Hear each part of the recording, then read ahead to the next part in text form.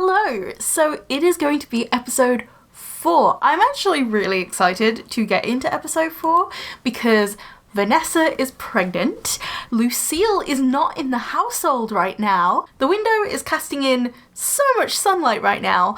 I like to film at various different times in the day, so I do apologise if I'm too bright for some people. So currently, Vanessa is in her first trimester, so she goes into her second trimester in 19 hours. So because we have to wait a little bit for the baby, I'm going to go over to Hallie just so we can actually see where Lucille is and catch up with her. So Hallie is currently located in this island in Sulani. Because I already had pre-established lore before I put it in the Sims universe, I had more kingdoms than I did worlds in the Sims, especially with the amount of packs I had at the time. So this is how I came to the solution of it. Dividing up different neighborhoods into different kingdoms instead of trying to smush kingdoms together. So this kingdom over here is a Krell, and that will be introduced in later episodes. But for now, the reason why Lucille and these princesses are in Hallie is because the king of Hallie is single. And the king's advisors have actually gathered up all the eligible princesses from all of the different kingdoms, shipped them off to Hallie to actually see who would be the right fit for his queen. We will meet the king as well as his tutors in a bit and find out more about him as a person. But we have 3 other princesses in this household. One of them you've already met. This is Briar. This is Vanessa's big sister. But these 2 princesses we don't know yet. This is Alia and this is Ebony. Now they are sisters and they are princesses of Dune. Dune is Oasis Springs, and we haven't come across Oasis Springs as of yet. For each of my kingdoms I have various different subtitles. Loka is the Time Kingdom, Verona is the Crystal Kingdom, Avis is the Bird Kingdom, and Mariposa is the Butterfly Kingdom. Dune is the Desert Kingdom. But yeah, Alia and Ebony, they are grumpy princesses. However, they are gorgeous princesses. I love them. So I will just show you guys what they are like currently in Cass, just to give you an idea of who they are. So this is Alia. So Alia's aspiration is living life. She is sincere, she's an insider, materialistic, and she is jealous type of person. So Alia and Ebony both have a younger brother. So Alia is actually the oldest child in her family. So really speaking, she should be heir. However, her family is very much pro-male primogeniture, so her younger brother Matt is the heir. So to keep her status, she has to try and find a prince or a king that needs to marry. And of course, the new king on the block in Hallie needs a wife.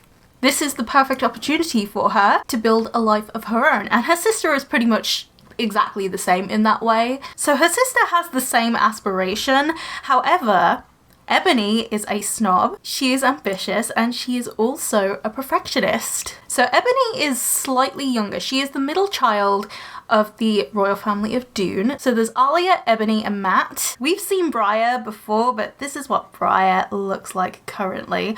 So in the second episode, I said that Briar's traits were messed up because there was only 2 of these traits for the fact that she was a young adult. Her third trait is self-assured. Yes, Lucille is still in her formal wear from the wedding.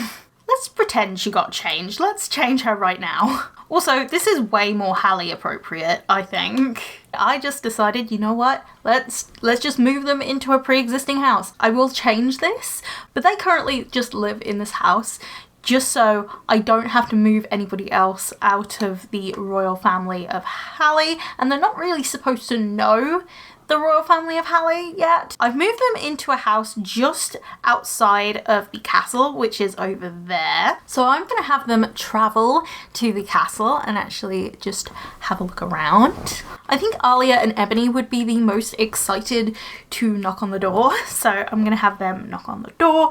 This castle is beautiful and I Love it so, so much. So in this castle, we have the main ballroom. So actually they've entered through the back entrance, which, oh well, I think the main entrance was set over here, even though it's actually supposed to be over here, but oh well, it is what it is. So this is what the throne room looks like in this castle. For the most part, it was all off the gallery.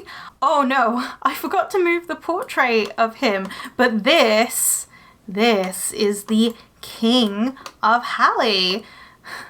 His portrait needs to be moved over here. So this is the king's sister, Princess Amelia. She is currently the crown royal. Amelia is currently the heir because her brother does not have any heirs currently because obviously no wife, no heirs. Oh, they're all talking together. That's really, really sweet. I like that. I love how Ebony and Alia, the two sisters who come to this kingdom, just decide to talk to each other, not to talk to anybody else. I think they're figuring out a game plan. Who is going to win the eye of the king? And I really do think that Lucille would feel herself the underdog in this situation because in terms of her royal family, she is quite far down the pecking order in terms of her rank. I think she's currently 6th in line to the throne. Actually, I've just worked it out, she's 5th in line. So even though Lucille is 5th in line to the throne of Loca, she definitely feels like an underdog because all of these other princesses, their parents were full royalty. They were full kings and queens, whereas her mother was just a princess. This is actually a really cute shot of Alia and Ebony. Oh my god. Just, their hands. Oh my gosh. I didn't even pose this either. So this girl right here is Princess Typhy, and she is actually the cousin of Ebony and Alia. She is actually Amelia's tutor. Now, so Amelia and her brother Brandon were brought up as the common folk of Verona. However, though, they were adopted by the baker and his wife because when they were babies, there was an attack on Halley. So currently, Halley is currently being rebuilt because they were whisked away to Verona. Because they were brought up in Verona as commoners, they have no idea how to be royals, especially being crown princess and the king. So Brandon and Amelia are getting help from Typhy and her brother Abereron. But Typhy and Abereron are their tutors, and they are actually in the household right now. So where is our monarch? Let's try and find Brandon. Oh, I found a sim. Who is this? Abereron. So this is Typhy's brother over here. This is what he looks like. He is incredibly handsome. I love him so much. There are definitely some characters that love to do woodworking, and I feel like The Sims got Abereron pretty well. I feel like he would be very much like a hard worker and very creative. So Lucille is going to get food right now. So there is actually a dog around here. There should be a dog somewhere. I don't know where she is currently. So the dog in this household, her name is Rona. She's actually a Dalmatian. She is a small Dalmatian. I think in the game I had to make her a mixed breed so I could make the Dalmatian small. Her name is Rona, and Rona is filthy. Oh my god. I think the very first person to meet Rona is actually Lucille. Lucille is a dog lover, so she would just catch on to the fact that there is a dog in the house straight away. Brandon! Oh my god. So this is our king, who is currently in his overalls. So before he knew he was a king, obviously he was a baker's son. He thought he was a baker's son. Lucille filled the bowl for Rona. Aww. So Amelia's having a good conversation with Briar. So Ebony just shouted forbidden words. And I definitely think that she's like, oh, why is Lucille here? She does not deserve to be here. She's not the daughter of a king. She's only the granddaughter of a queen. But that doesn't really count for much these days. Oh, look at Lucille. Oh my god, her face. Like, even though it says happy down here, but look at her face. Oh, I feel bad for her. Ebony's so proud of herself. Oh, I feel like the only princess that would be on Lucille's side is definitely Briar, because Briar is a very, very nice princess. She does have a hint of jealousy of her sister, obviously, because Vanessa got married before her, and Briar's supposed to be the older sister, so of course there'd be a little bit of jealousy there. But I definitely think that Briar is going to have a journey of her own. The only two characters in this household that haven't really got a story of their own right now in terms of the actual lore of my character universe are Ebony and Alia. They do serve as some adversaries in Lucille's story, but not for too long. So whatever happens with them, I don't know. This Sim series could help me figure out what to do with them. So Alia's actually gone up and done some woodworking. Okay. I wasn't expecting that, but okay. My Sims really like to do woodworking and I don't understand. So here is Brandon up here. And I think we should actually go from his perspective. So there is obviously 5 people in the house. We have Brandon, Amelia, Typhi, Abereron, and Rona. So Brandon was about to swim laps. I don't think that's what he was doing previously, but okay. Especially with his upbringing, I don't think Brandon would want to wear anything too regal. So I just went with his normal t-shirt and trousers. I think by the end of this, they will actually have the girls stay. So I think they will send one of them home, especially if there's bad behavior between the girls. And Ebony has depicted some bad behavior, so I think that's her first strike. So something about Abereron, he is actually the crowned prince of Navern. So Abereron just learned that Ebony is ambitious, which makes sense.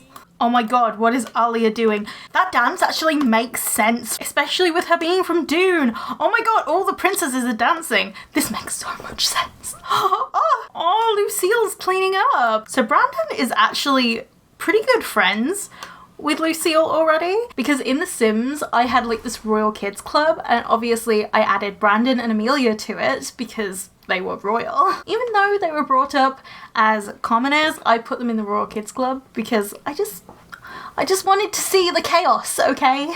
And this was before I decided to do a Sim series. This was just something I did for fun.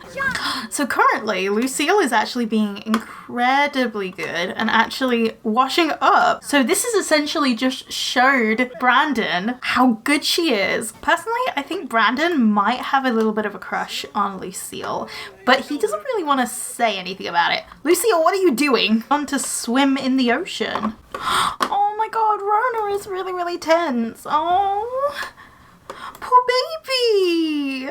Rona is going to Amelia, just like, oh no. I feel like these two are having a pretty entertaining conversation because look at their faces. So Typhi and Abereron are cousins of Alia and Ebony. So I will actually show you that connection right now. So this is her genealogy when it loads. So Typhi's grandfather is Pharaoh Seth from the Dune royal family. However though, Typhi's mother actually comes from a line of matrilineal rulers. But this is how they are cousins through these two brothers over here. Now Typhi's mother, so this is Queen Emlyn and this is King Aled. So Emlyn was Queen of Navern and Henlin. Henlin is the island of Windenburg and Navern is actually the old town of Windenburg. Now there was actually a nasty split between these two. Obviously they're still married right here, but there is some friction between them and there is actually a divorce incoming. So Emlyn took her daughter and the crown princess to Henlin, whereas Aled, who only married into being a king, took over as king and had his son declared the crown royal of Navern. Out of the two, Abereron is actually the elder one. However, because of the matrilineal heritage, females only in the line of succession, Abereron got passed over. He is completely okay with that. The person who was not okay with that was Aled. He comes from a family with strong male primogeniture, so obviously he disagreed with that. So they essentially split the kingdom in half. What's really sad, but also kind of happy at the same time, is the fact that this is the only time that Abereron and Typhi are able to spend together as siblings. I have decided just to put down another house just from the gallery, just so they can all fit inside of here. So this is just a beach house. So Lucille is going to be talking with Briar. I think Briar would be like, I don't really see myself with Brandon personally. I don't really feel like our personalities connect. It's just not for me. So I think what I'm going to do with the princesses is I'm going to take them two at a time, because obviously that's easiest, to actually live in the household with Brandon, Amelia, Abereron, Typhy and Rona. So that way we can kind of explore that kind of side of it. But now we know what Lucille's mission is. Alia is doing, I think she's doing some stand-up. Yeah, she's trying to be a stand-up comedian to a shutter, but okay. Because they're in Sulani, they're definitely going to be in their swimsuits a lot. In terms of all the princesses, I don't think Lucille is as well endowed. I also think that even though Lucille doesn't really care about all this stuff, it definitely is something that does play in her mind as well as everybody else. She just doesn't think she's good enough for the king, and she's just thinking, you know what? Some of these other princesses are just going to win. Like, it's fine. It's okay. I can just go back to Loca and hang out with Anthony, just like I've always done. Personally, I think Briar is kind of thinking to herself that it's not really her thing. She doesn't really want to be with the king. Even though this is a huge opportunity for her, she's just not really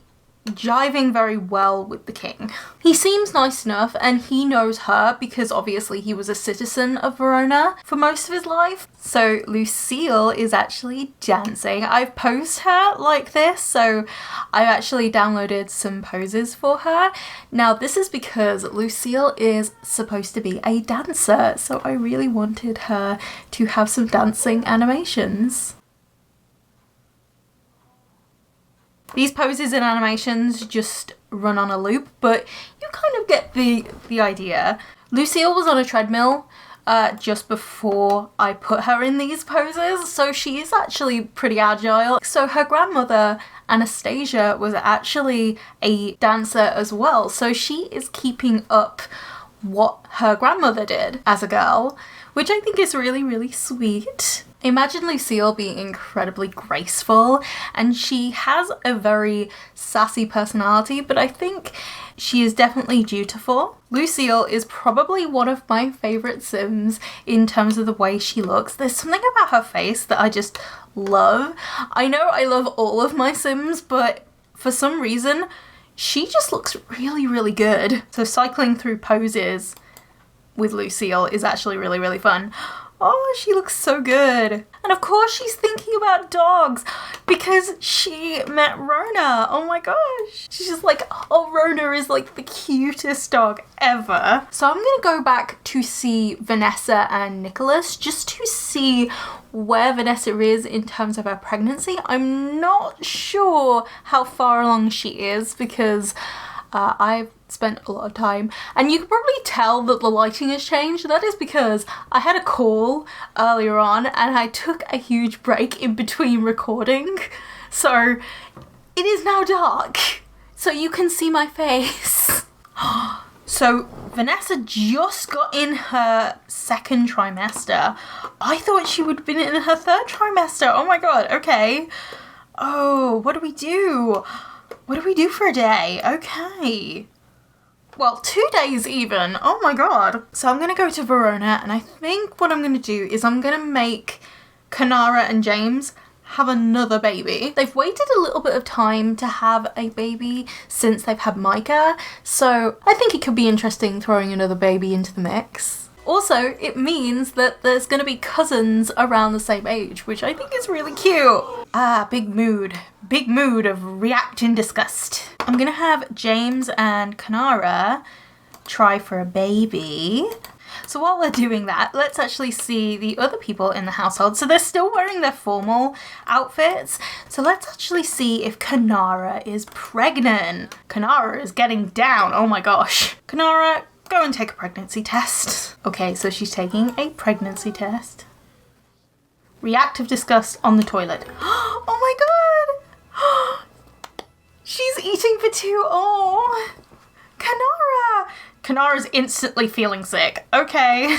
Obviously, because James is not here, I think she would end up telling Veronica first. So this is Queen Veronica. So now I'm going to go over to Avis and Del Sol Valley. Now, things aren't particularly the best at Avis right now. As I explained in the introduction episode for that, so episode 2, there are definitely some complications. And also, Hawk has learned that Vanessa is pregnant, and he's thinking, well, if this baby is a girl, let's spite James and Canara by marrying off Sparrow to the baby girl. If it's a girl. Obviously, if it's a boy, his plans are ruined.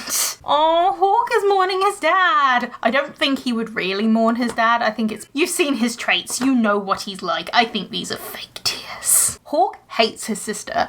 Actually, Hawk and Canara, so Hawk has the evil trait and Canara has the good trait. So they are polar opposites of each other. So Ekaterina is actually kind of annoyed at Jeannie because Jeannie has not produced any more children. It's only been Sparrow. And especially with the news that Canara is pregnant for a second time, obviously that puts a lot of pressure on their royal family because Rona has a lot of heirs, whereas Avis doesn't. Hawk also wants more children with Jeannie, specifically for the more heirs thing. Jeannie, on the other hand, she loves Sparrow a lot. Hawk definitely comes on a bit too strong for her, and she does have a hard time holding him back because obviously he is emperor. He is an authoritarian leader. He always gets what he wants, and Jeannie just does not want to give in to him. Yes, she wants more kids, but she wants it on her own terms.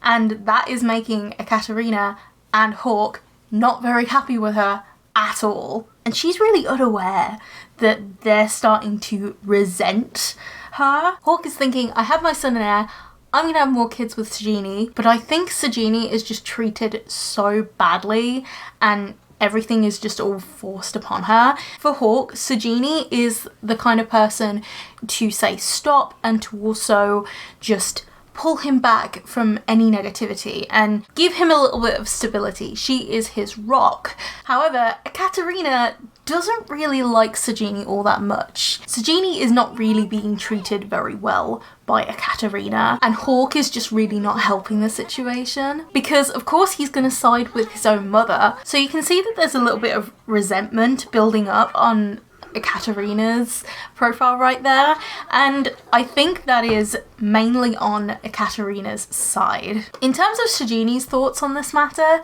she personally doesn't like how much influence Ekaterina has on Sparrow, and she definitely feels like Ekaterina is getting between her and her son, and she wants to nip that in the bud straight away, but she can't really do anything. She's only really the royal partner. She's not the monarch, and Hawk holds all of the power in their relationship. So even if she wanted to do something, she couldn't, which is so sad. Do you think that's because Canara visited? I think that this anger is because Canara actually visited and told her family that she was pregnant, or at least called them to say, oh look, I'm pregnant again. And obviously that's kind of made Hawk pretty mad. So we're just gonna go back to Brindleton Bay just to see where we are with Vanessa's pregnancy.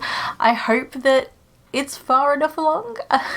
Oh my god, Vanessa is so pregnant right now. So I'm actually going to have Nicholas feel the baby because I really want him to be incredibly close to this baby because he didn't have a father growing up, so he wants to be there for his little one. Oh my god, look at them. Oh, the cuties. Oh, Vanessa and Nicholas. Oh my gosh. Of course I'm taking screenshots. How could I not? Oh, they're being all flirty with each other. Or at least they were just now. So I'm going to lock the door for Anthony because I get the feeling he would destroy the dollhouse that is in this nursery right now. So I didn't put down any carpet. That's criminal. It needs a carpet. Even though this baby is going to be Veronan royalty and part of that family in terms of royalty status. She will be born in Loca, so that is why her room is very much Loca themed. So Vanessa has gone into labor. Okay, she needs to go to the nursery right now. She needs to have a baby. Vanessa, come on, have your baby. Where's Nicholas? Oh, he glitched through the bed. Oh. It's a girl! Oh my god! Oh, that's so cute.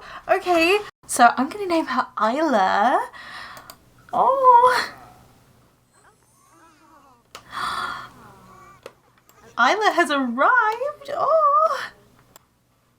I think Vanessa should give Isla her first feed. Oh, Nicholas is sitting on the little toddler bed. Oh, I think that's so cute. So now that they have a little baby, I think I'm going to call this episode done. I've definitely recorded for longer in this episode because in last episode I felt like not really that much happened, even though I spent such a long time recording. So I tried to go to different kingdoms and actually try and make the most of my time. I want to know what you guys think of these episodes. And what do you think I should do to help improve? Because I just want to improve on this series and actually just make it better. I hope you guys enjoyed this. If you did, you can subscribe to see the next episode. I am curious what we're going to get up to next time because I don't really have a specific storyline that I could go on. Or I could just introduce a new kingdom and just begin a new little chapter, because there's many different families in this save that we could go to and there's just so many different possibilities. But yeah, I'll see you guys in the next one. Bye!